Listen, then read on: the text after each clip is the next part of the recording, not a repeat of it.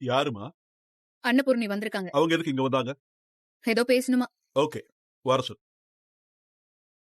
என்ன விஷயம் சொல்லுங்க. நான் எதுக்காக வந்திருக்கேன்னு உங்களுக்கு நல்லாவே தெரியும். என் புள்ள சிவா விஷயமா தான் பேச வந்திருக்கேன். என்ன பேசணும்? உங்க பொண்ணு ஸ்னேகாவ என் பையன் சிவா காதலிச்சு ஏமாத்திட்டதா கோர்ட்ல பொய் கேஸ் போட்டிருக்கா. உங்க புள்ள சிவா என்னதான் காதலிக்கிறேன்னு கல்யாண மண்டபத்துல அத்தனை பேர் முன்னாடி சொன்னாரே, அப்பெல்லாம் உங்க காதுல கேட்கல? சிந்து சொன்னது மட்டும் தான் நீங்க நம்புனீங்க.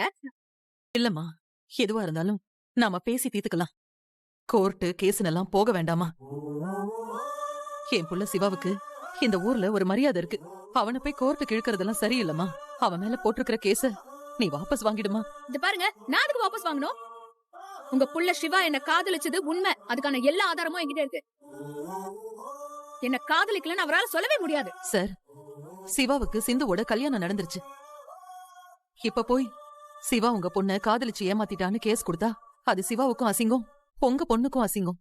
பெரிய மனசு பண்ணி என் புள்ள மேல போட்டிருக்கிற கேஸ கொஞ்சம் வாபஸ் வாங்கிக்கங்க. போமா போமா, வாபஸ்லாம் வாங்க முடியும். போ, வெளியே போ. போ. ஸ்னேகா, நீயாவது உங்க அப்பா கிட்ட சொல்லுமா.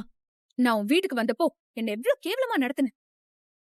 இப்ப மட்டும் உன் பையனுக்கு ஒரு பிரச்சனைனதோ பாவம் வந்து நிக்கிறியா? இத பாரு, நான் பாவம் எல்லாம் பாக்க மாட்டேன். போயிங்க இருந்து. நான் சொல்றத கொஞ்சம் கேளு ஸ்னேகா.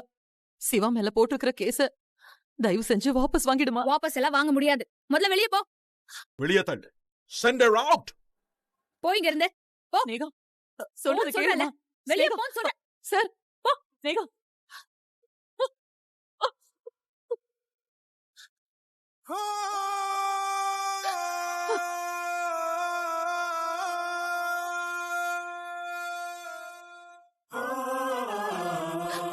உன் பையன்